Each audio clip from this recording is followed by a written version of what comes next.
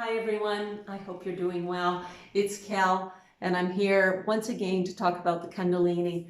Somebody had a question that was really good and it was, how do the two eyes become one?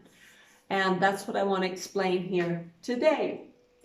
The two eyes become one because you are bringing all the energy to the center of your body, and that means the focus from your eyes merge from here to here. And I know that sounds a little bit bizarre, so I'm going to give it a go and try to explain that in a linear fashion because a lot of it you will feel when it happens to you. So the energy flows up through the body and at the brow level.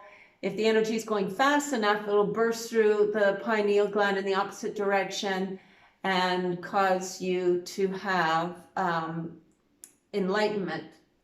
And when that happens at this level, that means all the processes in the body and are flowing rapidly, and the connections are all meeting each other in all four, from all four directions at each level of the body.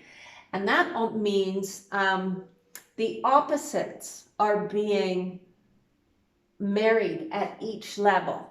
So not just the opposites, it's also the north and south, the lower and higher energies are meeting at a junction too, at the changeover junctions. So that is four different directions merging at each level of your body so that the energy can flow up and into your head. And if everything is flowing fantastic in your head, that means you're in total mental alignment, then you will experience the dove, which is really the same thing that's happening in your body, but at a higher level, at where the halo, the dove creates the halo. Of course, it's not really a dove, but it feels and looks just like a dove.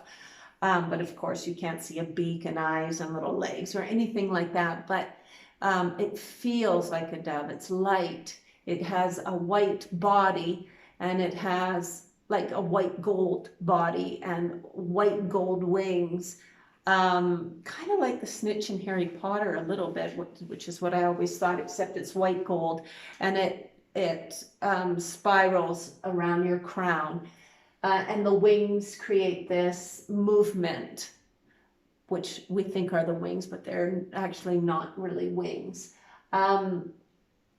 Okay, so how do the two hemispheres of the eyes become one?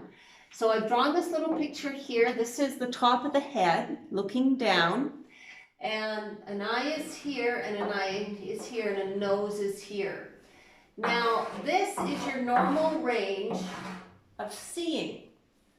This and this. And that we see during the day, and that means we are active. So this part of your skull, the front half, is represented by the sun. The back half of the skull is represented by the moon. So the images come in through the eyes normally. They are reflected on the back of the skull, which is the moon region, and the moon tells the brain what it is. Okay, I'm seeing this, or this looks like this. The moon is responsible for the image that the sun brings in. Okay, so now in meditation, you are active. You are not passive. If you're passive, you're asleep, okay? You are active. And that means this, what the eyes are seeing is cut off, but the body and mind are still active. So what happens? Well, the energy from these hemispheres are pushed towards the center where the pineal is. And the energy, because the moon knows that the individual is active, but it has no stimuli to process, the energy is pressurized towards the center. But that's not all. From the hemispheres, you have two hemispheres that go like this. And when you bring your energy towards the center, you merge the two. It's like when you go to the eye doctor and they bring the two lenses together. That's what's happening. Again, the two lenses are coming together like this, and right here is the energy flow, right in the center.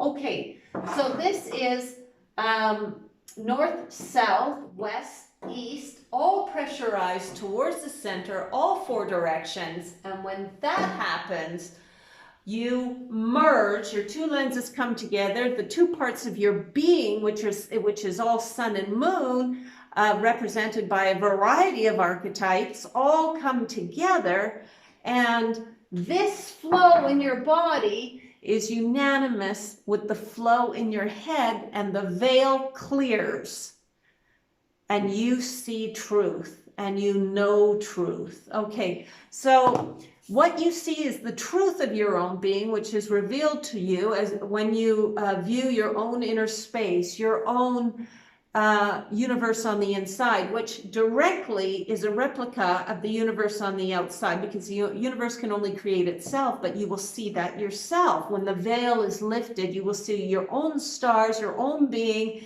and as you continue in meditation, you can go to different levels, or you can stay at this level, because so much is rich and can be revealed to you about your own being and about the system on the outside and the system on the outside. That, I mean, it's all good. So when the veil is lifted, the amount of knowing that comes into you, compiled with what you see, brings you into a grand enlightenment, of course. So that's what happens when the two hemispheres are brought together. And you see in one. Two eyes become one. These two, one and two, these merge to become one, two. And there is, but in a big way. Actually, that should have gone like that. This is before they're merged, and then after they're merged. And then this central, the more you go into meditation, this center grows. It grows in a variety of ways. It also grows this way too. And the way it manifests is the energy flowing through your body and up through your pineal gland to the heavens above and to the creatrix below. It expands like this, kind of like the way a tree grows. Of course, it doesn't have the little growth rings on it, but that's how this grows, as these forces are continued to be stimulated in a positive way through meditation. That means reining all the energy in and stabilizing it. When you stabilize it, it manifests larger and stronger and stronger. And there is a really good analogy that our being, how do I say this better? Our being expands like tree growth, from the outside and from the inside in two directions.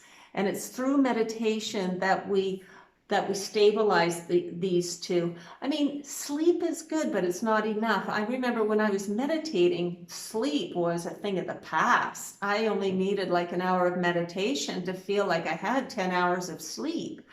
And, but then I got out of the practice because it was a little tricky for me with a child to have the same daily systems. I didn't know how to regulate at the time. I do now, but at the time I had no concept of how to regulate these two worlds together to live in harmony. So there you have it. How do the two see as one? And the two see as one because they're not dependent on the outer world.